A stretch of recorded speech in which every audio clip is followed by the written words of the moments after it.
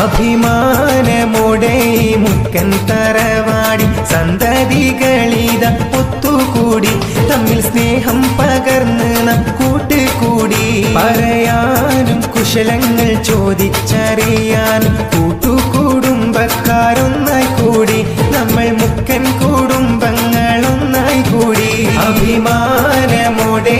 മുക്കൻ തറവാടി സന്തതികളിത ഒത്തുകൂടി തമ്മിൽ സ്നേഹം പകർന്ന് നാം കൂട്ടുകൂടി പറയാനും കുശലങ്ങൾ ചോദിച്ചറിയാനും കൂട്ടുകുടുംബക്കാരൊന്നായി കൂടി നമ്മൾ മുക്കൻ